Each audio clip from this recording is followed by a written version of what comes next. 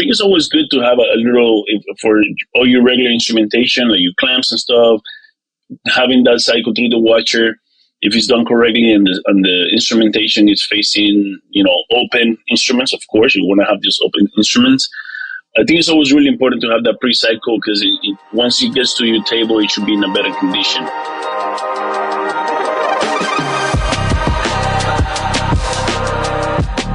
Rising above the buzz of ultrasonic cleaners and the clanking of stainless steel are the ideas and voices that are changing an industry. You're listening to the Beyond Clean podcast, the central nexus for the people, processes, and products that are improving our sterile processing world. Each week, we speak with frontline technicians, CEOs, engineers, and entrepreneurs with a common goal: to help you fight dirty every instrument, every time. Whether you're tuning in for education or inspiration, we're glad you did. Now turn on those washers and turn up the volume. It's time to go beyond clean.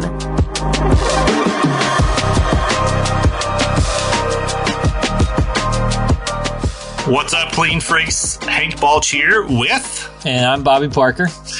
On the Beyond Clean podcast, season 25, the little things that make a big difference in sterile processing. We're still kind of at the beginning of the season, but we're already in the middle of it.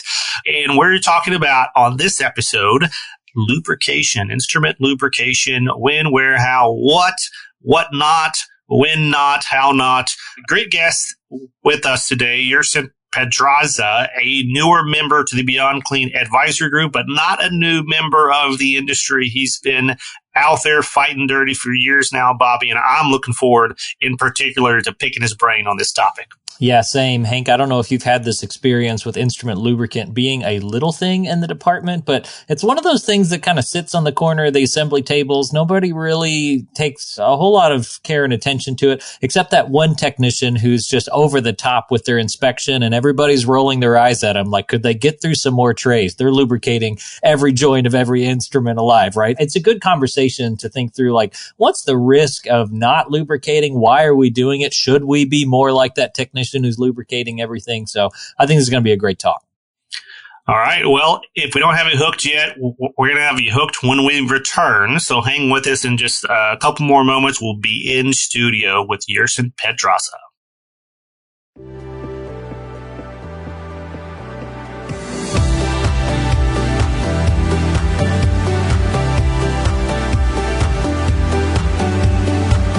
I'm Bobby Parker. And I'm Hank Balch. From the studios of Healthcare HQ, you're listening to Beyond Clean, the global voice of sterile processing. All right, Clean Freaks, we are in a studio today with Yerson Pedraza, the Sterile Processing Advisor with NOVA Sterile Innovation Group. And of course, we're talking about the topic of instrument lubrication today. We're going to go into the nuances from the user perspective. Obviously, that's the vast majority of you guys and gals out there listening to this podcast. You make decisions every day around what to lubricate, what not to lubricate, or if you're not making those decisions, maybe this podcast will wake you up and be like, maybe I should be making some decision on this topic. So, Yerson, I just want to welcome you to the podcast. I know you're a new member of the Beyond Clean Advisory Group as well. So we're really excited to have you on the show today. Thank you so much, man. I'm so happy to be here today. And so I know a lot of folks out there in the industry already know you, but for those who this might be your first introduction, can you tell us a little bit about yourself and how you got into SPD? Thank you for asking. So I'm from Cuba. Came to the United States in 2008 when I was 18 years old. And, my dad, was always like, are you going to get into the medicine field? You're into that. So, one day he took me to the school. I actually started in the course for surgical technologist. So I graduated in 2011. So I'm a surgical technologist since then. Which something that when I was going through my course, which I've heard that that's something that they don't do nowadays, and I definitely should. When I was going through my course, I had to do 3 months of sterile processing before actually getting to the OR. I loved it because it was this big department. It was a Jackson Memorial Hospital in Miami. It was a huge department, trauma hospital. And I remember at the beginning, they only let us do like little trays. And I'm like, I was hungry for more. I'm like, I remember after the first week, I could already do like all the Mayo, the minors. I'm like, let me get the good stuff and, neuro stuff. So, I graduated, started working in that, but there was always this thing that I'm like, man, I enjoy being like there because I love doing surgery, don't get me wrong. But in the surgery, sometimes you're just like on the side, you don't get that much to do per se. So I remember I went back to sterile processing and since there, well, that's again since 2011. So I've worked in many facilities. I would say probably close to 17 different facilities. I've worked all the way from technician to lead tech to manager to director to educator, which is my passion one. And now I'm doing more of the advising just because after traveling so many places, I even went to Alaska for surgery, working surgery, but also helping the Bobby's been there too. Oh man, I was in Ketchikan. That's exactly where I was. There you go. Perfect. Okay, so maybe have some people in common. Maybe we live in the island with the island boys. Yeah. So all 12 of them up there, right? There you go. And then the beautiful thing about sterile processing is that it has allowed me to grow in so many ways. And what I'm doing now is that I'm trying to get more people involved into it. I love sharing with you guys and all the people that are also in the industry making all these great innovations and kind of bringing people to this field that it's kind of transparent for a lot of people. A lot of people don't know that this field exists and there's such a big field. There's so much ways to grow into it. That's why I enjoy doing surgery, but man, sterile processing is what I love. I'm going to fully honest. I love that intro too, because you give a good perspective on just the scale and scope of our industry, right? From Alaska to Miami, from just frontline technician up to director onto the consultant side of things. It's vast. And in this season in particular, season 25, the little things that make a big difference, that's what we're kind of drilling down into. It's easy to kind of view the big topics of, steam sterilization and the big topics of manual cleaning. But within all of those big labels, there's a lot of specific nuances, very complex and very difficult sometimes to wrap your mind around. And so specific to this episode, we roped you in on this instrument lubrication episode to dive into what exactly this is. So maybe let's start there, and then we're going to go into questions around how do you use it, when do you use it, is there any warning signs and whatnot. But before we get into all that, what are we talking about when we say instrument lubrication?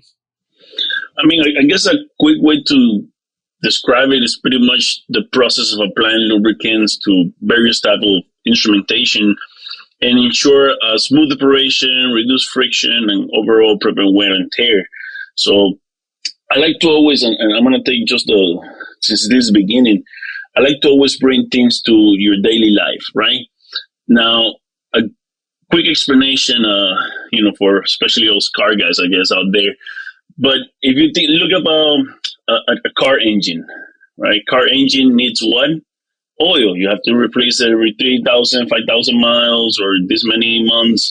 Why? Because it needs to be lubricated. There's so many like metal gears in it, moving, sliding, crushing each other. So oil, just like lubrication, it's a huge part for instrumentation like we do in sterile processing. Lubrication is definitely essential for maintaining the functionality of your surgical instruments. You might have your regular basic instruments like scissor, forceps, clamps, but there's also more in-depth instrumentation when we're talking about denser instruments, power drills, Sujita health holders, all these special instruments that you might not really think about it, but it's so crucial when it comes to lubrication. Quick example. I remember I was in these surgery ones, and all of a sudden we were doing, I think it was a hip replacement, and all of a sudden we had smoke in the room. And people were like, that doesn't happen. No, it does happen. I saw with my own eyes. I smelled it. It was smoke, just because of one of the pieces of the drill. I guess it wasn't lubricated. Because when we watch it, and we don't lubricate it, it starts, to lose all that oil. And dude, I think it got stuck. All of a sudden, things started heating up. It was on fire. I mean, not really literal fire, but it was that hot. So lubrication is to put it bluntly, it's just that, making sure that everything is running smoothly. Right. Yeah. So we're doing little things that make a big difference. That sounds like a big difference to me, Yerson. Yes. We don't want that going on in the OR. You use this illustration of oil in a motor in an automobile. And so, you get your oil changed every 5,000 miles at the oil change station. Talk to me about lubrication. How often is that happening, and where's that lubrication happening? Obviously not at the service technician shop. So where's that happening in the sterile processing department? So when we talk about sterile processing department, right, there's different places where it happens. I want to start by the beginning. So the first moment where it actually happens is after the instruments are being used in the OR, going to decontamination. We're not only doing the decontamination, but as many people actually, they're not aware of this, but one of the cycles for the watchers has lubrication on it. I think that's pretty much the first part where lubrication is actually being performed. Now, the main part where lubrication is being performed is actually when you have your instruments in your table, when you're doing the prep and pack phase, and you're going through this instrument, you're checking them, you're inspecting them, and then that's when most of the lubrication will occur. Now, that's pretty much from the staff point of view, but there's also the moments like when you're doing quality checks, when they're doing repairs or overhauls. There's going to be moments where manufacturers or vendors, people like this, will also do lubrication. We're always talking about the drill. We'll talk about that in a little bit. But when you're doing maintenance, repairs, and things like that, lubrication, it's bound to happen, especially for those instruments that we were talking earlier, that it's a must.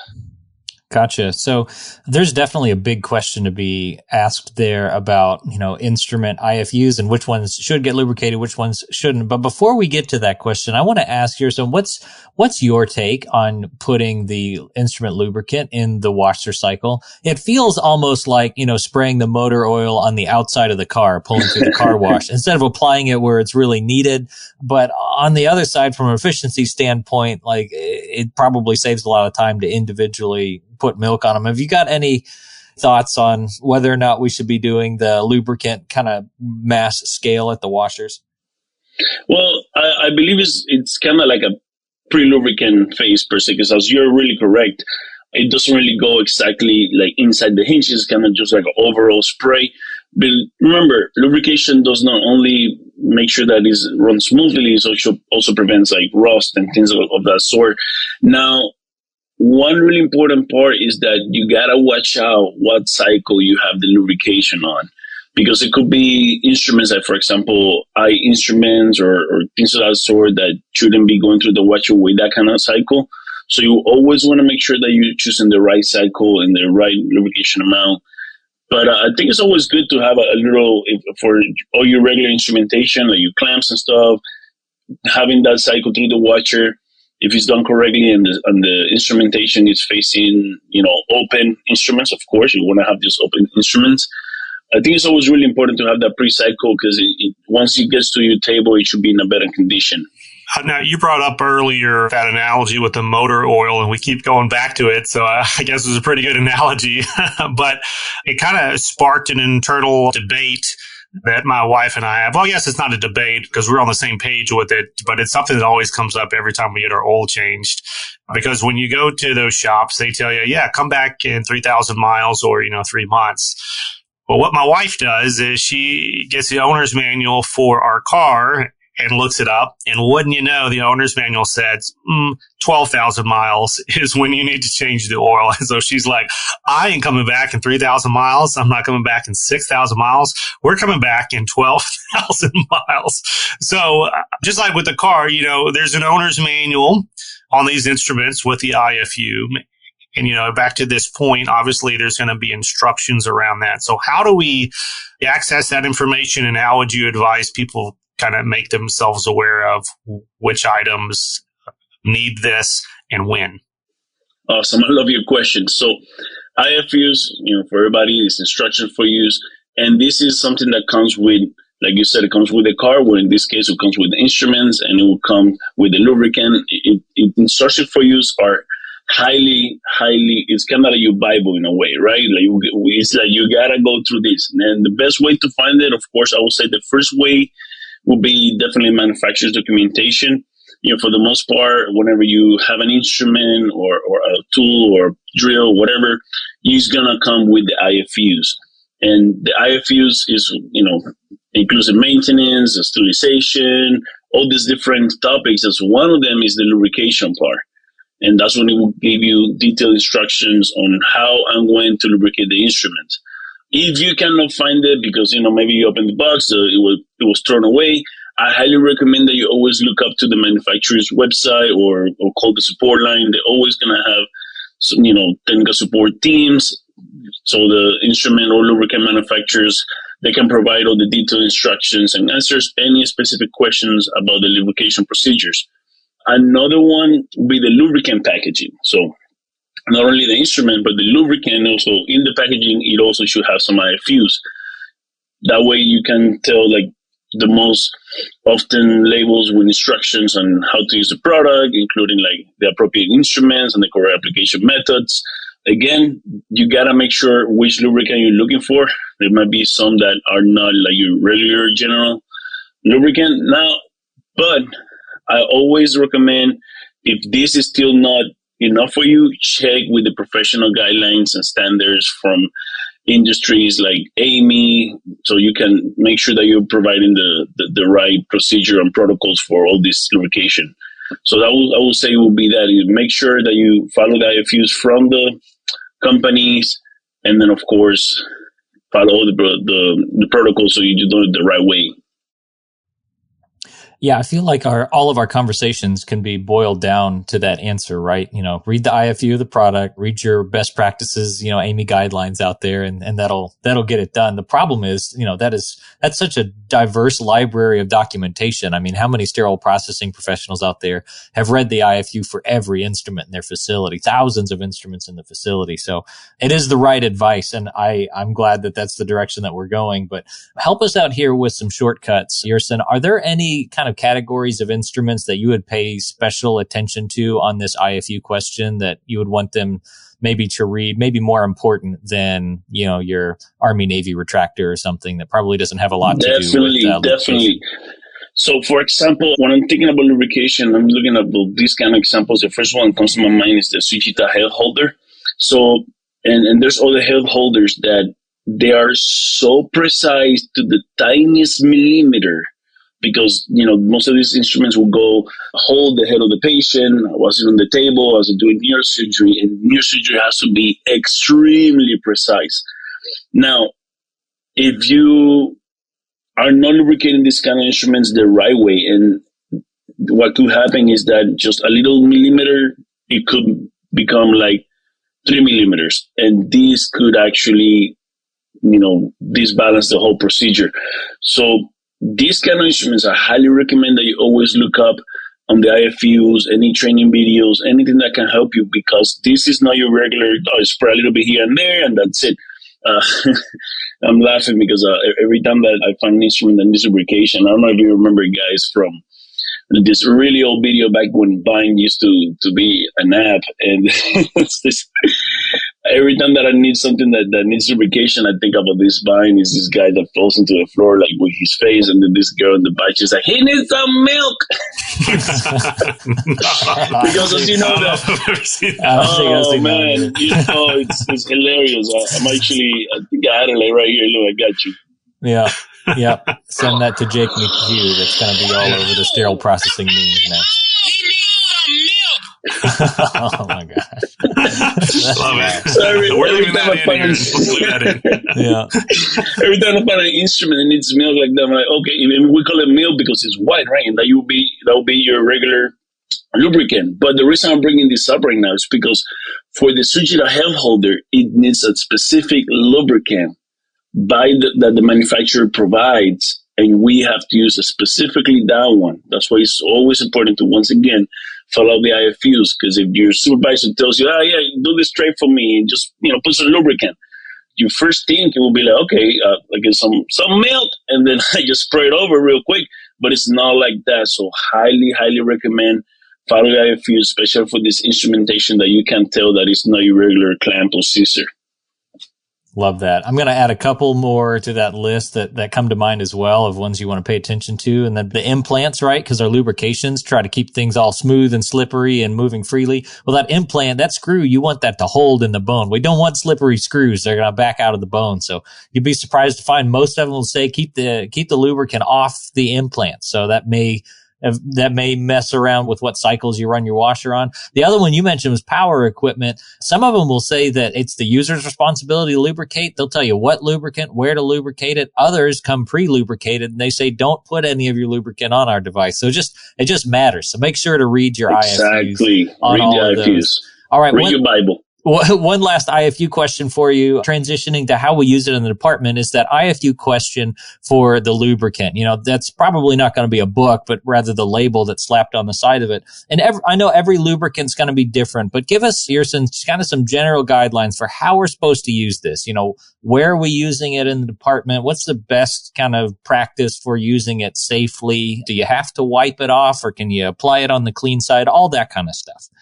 All right. This is pretty much when things start to get interesting. So there's two kinds of lubrication techniques per se. First one is the one that we're saying, the automated, like the washer cycle, the ones that already come lubricated, things like that. But the most important is the manual application. And again, following the IFUs, for the most part, I guess for your general instruments, you usually want to kind of apply a small amount of lubricant directly into those moving parts. You definitely want to focus on the hinges, the joints, and any part that can move against each other. And sometimes you might need tools like syringes for those hard to reach areas. Sometimes you might need to get a lubricant, put it in there, so you're not spraying the whole instrument, so you actually get wherever you need to get. And really important, I'm glad you mentioned, is that you want to remove any excess lubricant, because that would prevent accumulation and potential contamination. For example, over lubrication can attract dirt and actually cause malfunction. But at the same time, under lubrication can lead to increased wear.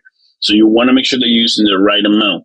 Now, when it comes to safety considerations, and this is really important for me because, I've been part of infection prevention, things like that. So the first thing that you want to make sure that you always have whenever you handle lubrication phase is your PPE, your personal protective equipment. Make sure that you're using gloves, because, you don't know if your skin might be irritant or allergic to this lubricant. And another thing is eye protection. Remember, we're spraying lubricants for the most part, so that can get in your eyes and your mouth. Make sure that you have a face and eye protection. Now, another safety consideration is make sure that you have the correct lubricant. Always use a lubricant that is recommended manufacturer, and make sure that it's always of the best quality, and make sure that it's not expired if it has an expiration date. And how to make sure that the lubricant stays in a good state per se is make sure that we, especially for the managers out there, but also for the staff, is make sure that you're storing the lubricant in a cool, dry place so you can prevent any degradation. Make sure that the storage area is well ventilated and away from any direct sunlight. So if you have an SPD that it has windows, make sure that you take that away from the window. As we were talking about earlier, when you are spraying and using your goggles and everything, some of it can get in the floor. So spill management, really important. Like you were saying, this is slippery. I've been in the moments when, it just falls into the floor for some reason. This is like 70s dance floor, okay? You will be dancing. If you walk through there, you're going to be, So if you by any chance have any spill, make sure that you clean it up immediately so you prevent any slips or any contamination. And the most important part after taking all these safety considerations is the hand washing. Make sure that you wash your hands before and after for at least 20 seconds. Make sure that you don't have none of that on your skin. And like I was saying earlier, make sure that you don't have any excess in this instrumentation. Those are the safety considerations I would like to make sure that everybody's always, thinking about all those little big things. Yeah, I think that's terrific. The eye protection in particular is a big call out that I see a lot of non-compliance with, because we're trying to do this in the flow of our normal inspection and processing. And then obviously that's an interruption. You got to stop. You got to find the eye protection, got to put it on. Same thing with the gloves. But, to your point, this is some serious chemical that we're working with, and it ain't made to go into your eyes. And so I think that's important, as well as, that slip risk. And I'll just add one more nuance. Like you mentioned, it getting on the floor. Well, obviously it can also get on the assembly table. And even though we're not going to be dancing on the tables, hopefully, it can still, that's a source of cross contamination or, cross lubrication into other instruments that we may be processing, or the wrap, or, indicators or supplies that are on your table. So yeah, it's really important to have a good, safe space to do that. That's not going to be getting that lubricant all over the place. In the interest of time, we have blown through already 20 or something minutes here on the show. So I want to start bringing us in for a landing, but I got to ask a question on documentation, because this goes to a lot of these little things. It's important to do them, as we've described. The car needs oil, the instruments need lubrication, but in doing them, is there any value in documenting this step? And if so, do you have any advice on how to keep track of that in a way that's not just going to add a ton of more time and effort in the process? Yes, and paperwork sometimes for people be like, oh, man, but I would say it's not only necessary, sometimes it's actually mandatory. We're coming again to this, like the head holders, things like that, they want to make sure that is documented. Why? Because you have regulatory and compliance, just this documentation is always a good evidence that the protocols are being followed, and you want that quality assurance, making sure that we have consistent practices. We can actually do like tracking of the performance, see how the instruments are doing after certain period of being lubricated. I would say the most important part is risk management. You can make sure that when all your instrumentation is being lubricated, you can prevent any failures. And, last but not least, I would say just to protect you from any liability. Again, when we saw that smoke that day in the room, the first thing that came to my mind, because again, I've been in both places, like, oh yeah, this was not lubricated, because that wouldn't happen, right?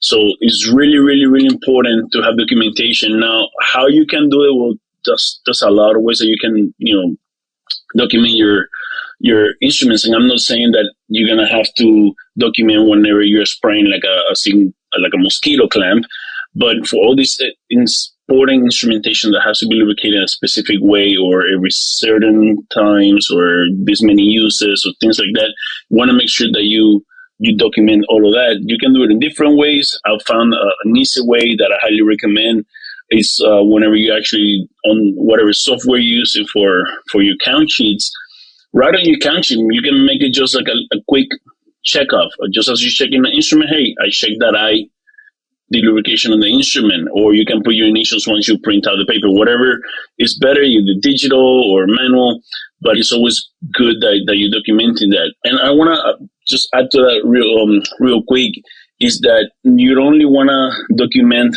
that you're doing lubrication, but you want to document that your staff is trained into doing this lubrication. So make sure that you're performing services, make sure that you are, training the staff, have the IFUs available, any SOPs that you might need. All those documentation in general is extremely valuable. Yeah. That's second level leadership thinking right there, to call that out, because we are always quick to say, okay, everyone needs to do this. But we're not so quick sometimes to be like, does everyone know how to do this? And do we have a record that everyone knows how to do this? And so this competency is a terrific call out. So before we let you go today, by the way, terrific interview. This is just golden advice just to get people thinking on this topic. But I don't want to let you go before we ask one more kind of last question here off the topic of lubrication, but still on this topic of the little things that make a big difference. Obviously, we only have 8 episodes in this season to cover the little things, but there's a lot of little things in SPD that make a big difference. So we want to ask every guest on this season, what other little thing would you say, hey, this probably needs a little bit more attention for the impact that it has? I'm so glad you asked me that. To me, and I will give you just a quick example, is instrument insulation. I've been in surgeries. I've done lots of laparoscopic surgeries, and I've been in instances where the doctor's going in, the instrument has like a chip or anything on the insulation sheet of the laparoscopic instrument. I have seen sparks coming out, hurting the patient on the inside. All of a sudden, the patient is bleeding. You got to go coagulate, all these things. And remember, especially in laparoscopic instruments, it's not like you can just go ahead and fix it up. You're inside the patient. It's not like you can just go ahead, open the patient, fix it up right away. It's complicated. So insulation, please, people, do not skip that. That's something that I'm really passionate about. And maybe that's another little big thing that we're going to talk in the future. As a former patient who's had my appendix out, and I remember the nurse coming in before the procedure, and she was like, "Hey, we got this kind of new way that we do it, and we don't have to cut you open, and we just like do little holes." And I was already in sterile processing by that point, and I was like, "I know exactly what you're talking about, and I know the risk that you just described around the insulation." I'm thinking like, please tell me that whoever processed these instruments knew what they were doing. So completely agree. Huge topic, but yes, it's a very small thing that's easy to miss on the processing side of things. So Yerson, terrific conversation and insight that you brought today. I just really want to appreciate you for spending a few minutes with us and dropping this knowledge on us. Oh man, I'm always glad to help. I look forward to being on the podcast, and to everybody listening, keep listening to all of the videos, all the podcasts that Hank and Bobby has. I think it's great that you use this information so you're always on top of the things. So great job that you guys are doing. I'm so proud of having people like you in the industry. So let's make this better. All right, that paid advertisement, the check is in the mail, Yerson. But yeah, really appreciate your time today, okay?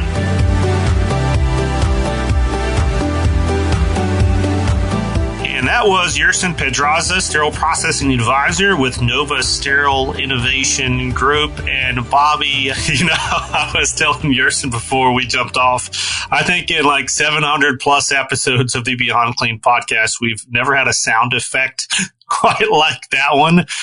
So this is going to spice it up even beyond the educational value. He needs some milk. Yeah, that's too good. It's funny. Lubrication, I think that is one of my favorite, or at least the one that the most fascinates me, chemical that we have in sterile processing. Not because I know a whole lot about it, but actually the opposite. I don't understand how it works. What other chemistry do we have in sterile processing where we can slather it on the clean side, kind of wipe off the excess, throw it straight in the sterilizer, right? The fact that it's good. And it's good. Like, you're not going to have issues with residues. It's steam permeable. Yeah. Obviously, read your IFUs, do what the lubricant says, but those steam permeable chemistries that are, going to be fine on the instruments, really interesting. So it really just made me curious to bring on a scientist and talk about how they make this stuff and how is it okay in a steam sterilizer. But yeah, really good conversation about just how to use it practically in the department. Yeah, it reminded me of my trip to the World Sterilization Congress in the Netherlands back in 2019 with Bob Mars. And Bob was always a real big kind of buff around this lubrication question. And we ran into a scientist there that he happened to know had strong opinions about this topic. And so we had some side conversations around that. And that's a story for another time. But it's a global question, Bobby. So the fact that you're curious, I think, is probably tapping into just the heartbeat of sterile processing. We do use it. It is a unique kind of place in the workflow that this chemical is applied many times. And it's just kind of wipe it off and continue.